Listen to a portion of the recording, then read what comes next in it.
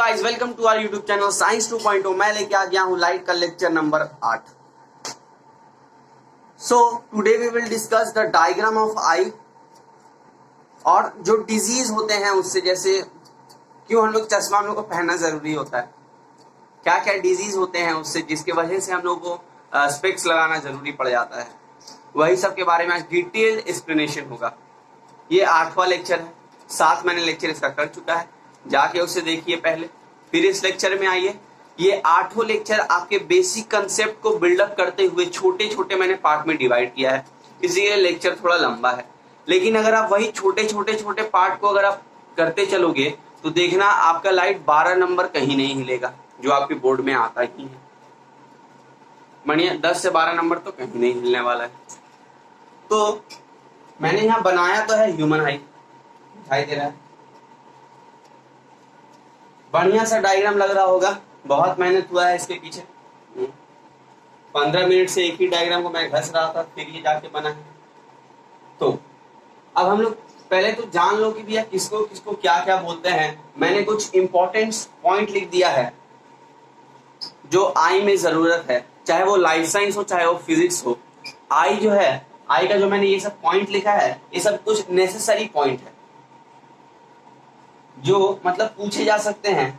और भी बहुत सारे पॉइंट्स है, देखिए अगर डिटेल्ड में जाइएगा तो बहुत सारे पॉइंट निकलेंगे, बहुत सारे ऐसा पार्ट होगा इसमें। लेकिन मैंने कुछ सिग्निफिकेंट जो ये है ऑर्गन्स है, जो सिग्निफिकेंट पार्ट है, मैंने उसका नाम दिया है जो आपसे पूछे भी जा सकते हैं। तो देखो, लेंस हो गया ये अपना, ये जो है लेंस, जो आंख में जो वो ब्लैक वाला होता है ना, वही है ये लेंस। एक्वस ह्यूमर सामने वाला जो आपका कवर है, और लेंस के बीच का जो हिस्सा है, बीच का नहीं, यहाँ जो हिस्सा है वही होता है प्यूपिल।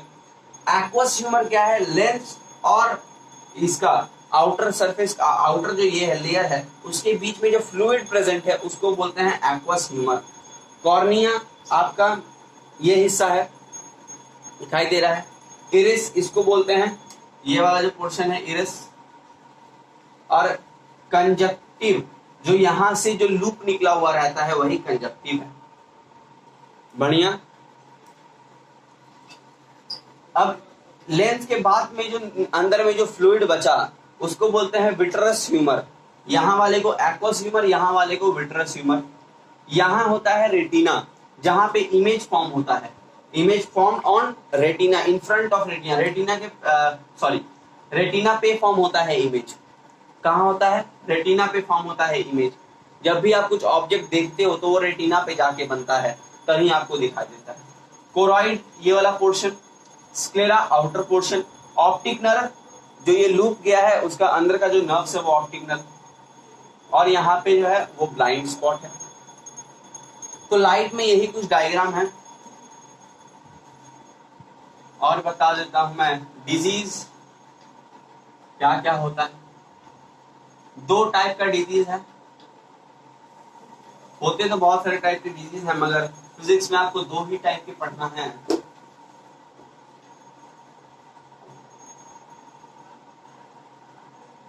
तो भी आप बात करेंगे डिजीज रिलेटेड टू ह्यूमन आई।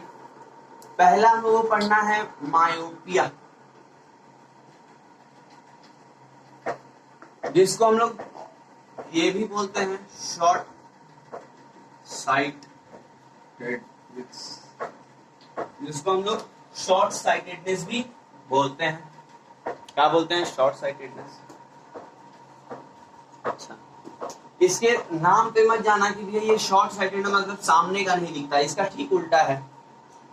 दूर का ऑब्जेक्ट दिखाई नहीं देता, सामने का ऑब्जेक्ट दिखाई देता है।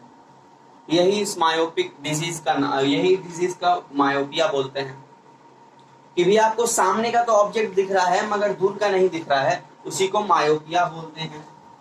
आप बोलते हैं मायोपिया। अच्छा एक मिनट, पहले तो जान लो कि भैया होता क्या है इस डिजीज में, कि हम लोग को दूर का नहीं दिखता है, सामने का दिखता है। देखो, अब डायग्राम पे आते हैं मायोपिया का। देखो क्यों होता है ये मायोपिया डिजीज?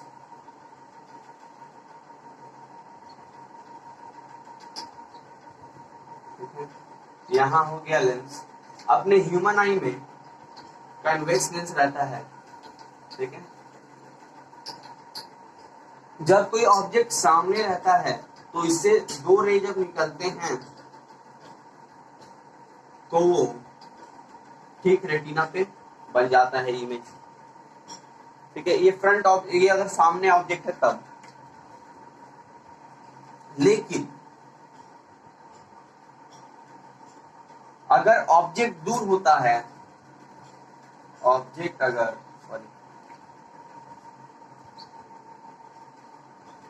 अगर दूर होता है,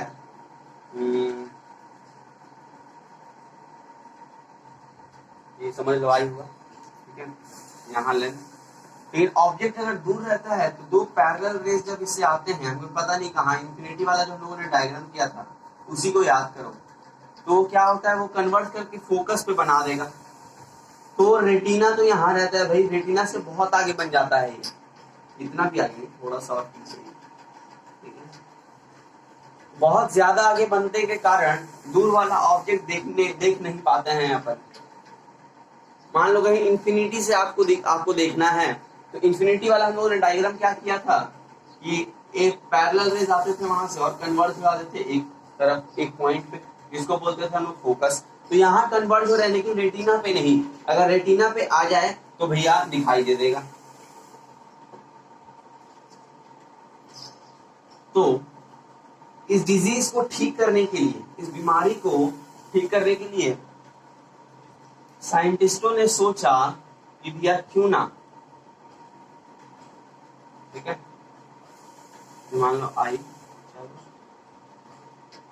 ये हो गया लेंस।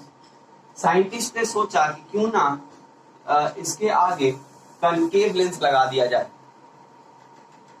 इसके आगे कनकेव लेंस लगा दिया जाए, ताकि अगर रे पैरेलल भी आए तो क्या होगा, वो फिर इस तरफ डेविएट होके फिर पैरेलल होके यहाँ रेटिना पे फॉर्म कर जाएगा। तो अगला जो है वो है हाइपरमेट्रोपिया। तो हम लोग आप देख पा रहे हो कि ये लेंस मैंने बना दिया है, इसके सामने आप आई बना ही सकते हो। इसका नाम लोगों ने दिया कन्वेक्स लेंस, क्योंकि हमारे पास भी आंख में तो कन्वेक्स लेंस ही मौजूद है। इसमें होता क्या है, इसको लोग लॉन्ग साइटेडनेस भी बोलते हैं। लॉन्ग साइटेडनेस, इसका उल्टा मतलब ये होता है कि भैया सामने का आपको नहीं दिखाई देता है, दूर का दिखाई देता है, नाम पे नहीं जाना है बार बार। वो उस लेंस में भी था, जब हम मायोपिया पढ़ा था उसमें भी शॉर्ट साइटेडनेस था, तो उसका मतलब दूसरा था। यहाँ पे भी लॉन्ग साइटेडनेस का मतलब सामने का दिखता है, दूर का दिखता है, सामने का नहीं दिखता। होता क्या है इसमें, जैसे मान लो ये सामने ऑब्जेक्ट है, इससे पैरेलल रेज निकली, इससे दो रे निकले, ठीक है, इससे दो रे निकला, तो ये कन्वर्ज होते होते इतना पीछे चल जाता है कि रेटिना छूट जाता है, रेटिना के पीछे इमेज फॉर्म होता है, जिसके कारण साइंटिस्टों ने सोचा कि भैया क्यों ना इसके आगे एक और कन्वेक्स लेंस लगा दिया जाए। तब जो कन्वर्जिंग रे है वो देखो कैसे बदलेगा,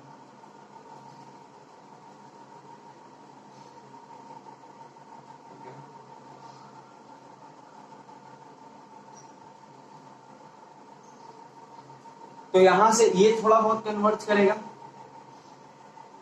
फिर ये कन्वर्ट करके एकदम रेटिना पे इमेज बना देगा। इसके लिए रेटिना यहां हो जाएगा, ठीक है। इसके लिए साइंटिस्ट ने क्या किया कि भैया यहां उन्होंने एक और कन्वेक्स लेंस लगा दिया। सोचा कि इंसान के आंख के आगे एक और भैया लेंस लगा दो। मैं फिर एक बार एक्सप्लेन कर रहा हूं, ये हो गया लेंस, चलो इसे मैं रब कर देता हूं।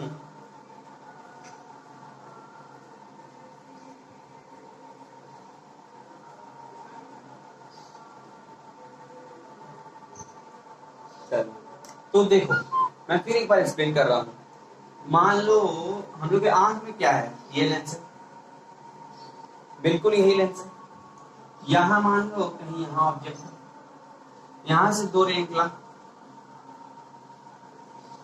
ठीक है, और कन्वर्ज होने में बहुत डिस्टेंस कवर किया, और इसे आगे ड्रॉ करते हैं।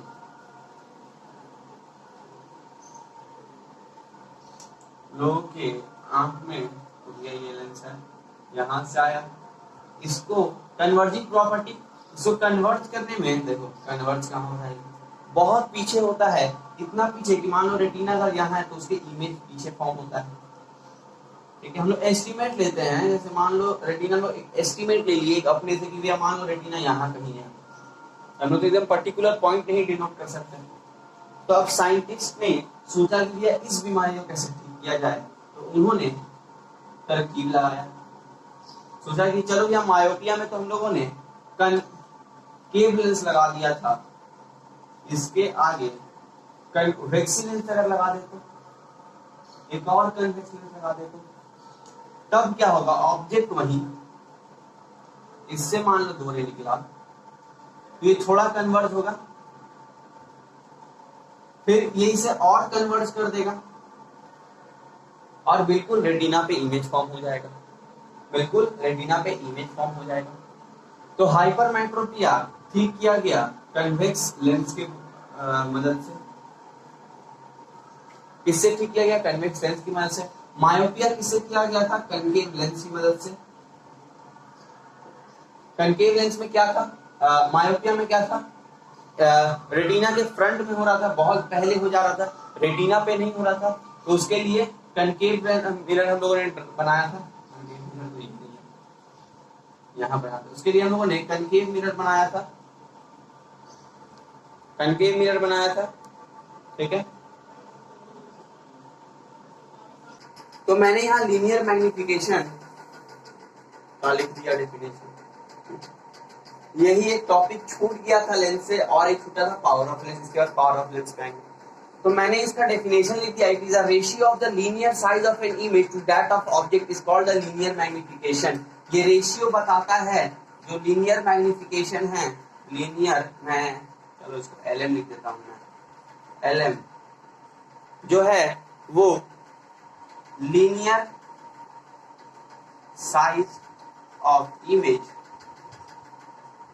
by linear size of object। इसका एक और रेशियो बताता है कि डिस्टेंस ऑफ इमेज, मैं आई लिख रहा हूं, और डिस्टेंस बाय ऑफ ऑब्जेक्ट, इसके यही 2 रेशियो हैं, इसके यही 2 रेशियो हैं। आप लोग इसे ऐसे रख लो दोनों डेफिनेशन को, कि इसका मतलब आई बाई ओ, वो साइज लगा लो, डिस्टेंस लगा लो, बस। मतलब लीनियर मैग्निफिकेशन क्या बतलाता है, I by O, linear magnification, linear size of an image by linear size of an object, या फिर distance of an image by distance of an object, distance of an object. तो भैया अगला topic बच गया, power of lens. Power of lens, it is defined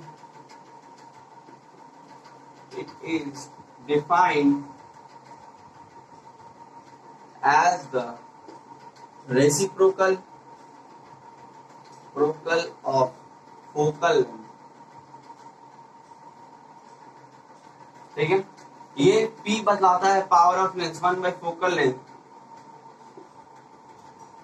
focal length होना चाहिए metre में, मैंने यहां लिखा है in metre, focal length in metre.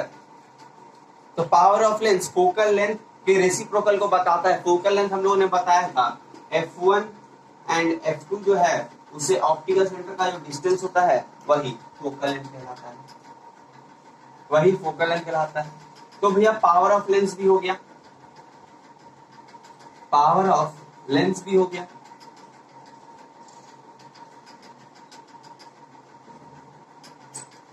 अब आते हैं अपन इंटरेस्टिंग टॉपिक पे, और इस वीडियो के एंड में आपको मैं एक इंटरेस्टिंग सा क्वेश्चन दूंगा, आपको वो कल मतलब अपने हिसाब से सोच के रखना है। शुरू करते हैं डिस्पर्जन ऑफ लाइट। टॉपिक क्या है? Dispersion of light. मैं इसका छोटा सा एग्जांपल दे रहा हूं और संग में डेफिनेशन, और साथ में मैं डेफिनेशन भी दे रहा हूं डिस्पर्जन का।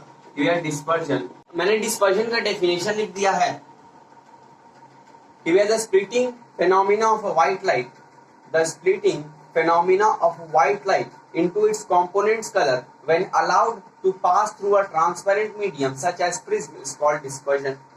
तो उसके कंपोनेंट कलर में जो स्प्लिट होता है उसी को बोलते हैं डिस्पर्जन। क्या बोलते हैं?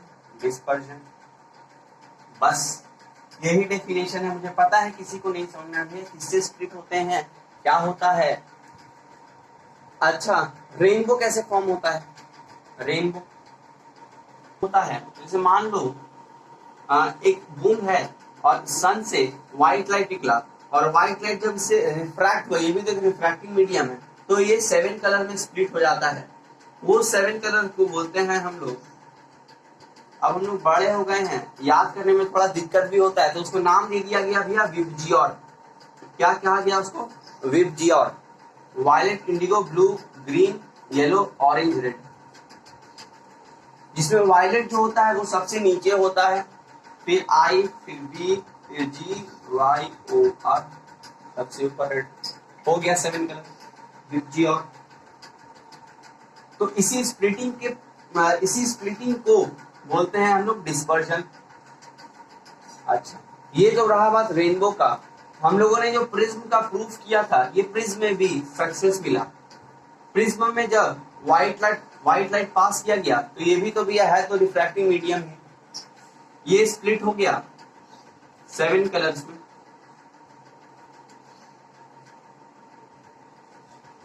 कितना हो गया? 1 2 3 4 5 6 7 हो गया क्या? 4 3 7 5।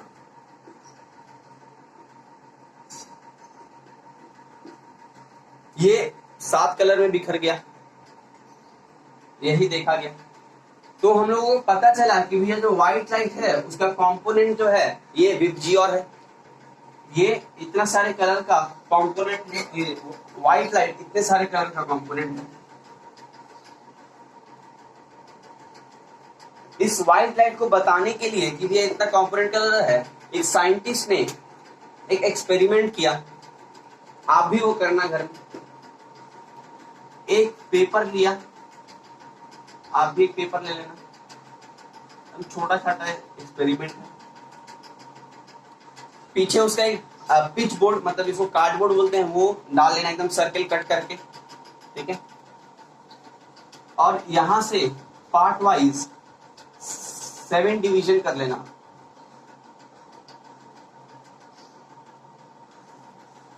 कितना हो गया? 1 2 3 4 5 6 7 डिवीजन हो गया ये, ठीक है ना। 1 2 3 4 5 6 7। आप कहीं भी कोई भी कलर दे देना जो रेनबो में फॉर्म होता है, और इसके सेंटर पे कंपास का नीडल डाल लेना, और फिर वो गोल जो हिस्सा है उसको जोर से घुमाना। तो देखना जब घूमेगा ना, वो घूमने पे क्या होता है कि जो सर्कल है उसमें सिर्फ तुमको व्हाइट लाइट दिखाई देगा,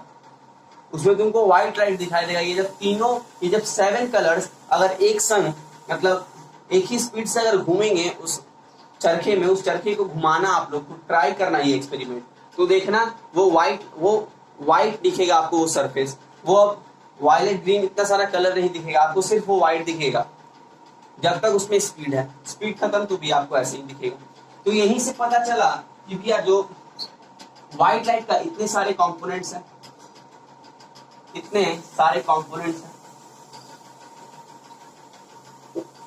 तो आज हम लोगों ने डिस्पर्जन कर लिया, आई किया, और भी बहुत सारी कुछ चीजें की, मैंने कुछ इंटरेस्टिंग फैक्ट्स बताए। कल जो है आखिरी लेक्चर होगा लाइट का, जहां मैं आप लोगों को बताऊंगा कि भैया क्यों हम लोगों को आसमान ब्लू दिखाई देता है, क्यों ब्लू दिखाई देता है। सोचना घर में बैठ के शांति से एकदम सोचना। और एक चीज, एक क्वेश्चन आज के लिए मैं रख देता हूं, वो मैं कल बताऊंगा।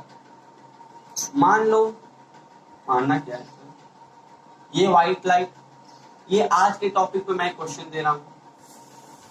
ना 1 2 3 4 5 6 7, ये 7 कलर को फिर हमको एक व्हाइट ट्रे में लाना है। बताओ कैसे करेंगे? इस 7 कलर्स को हम लोगों को एक व्हाइट ट्रे में फिर तोड़ देना है। बताओ कैसे करेंगे? ये कल के लिए मैं क्वेश्चन दे दिया और आज का मैं वीडियो लेक्चर यही एंड कर रहा हूं। तो बाय, जय हिंद, जय भारत।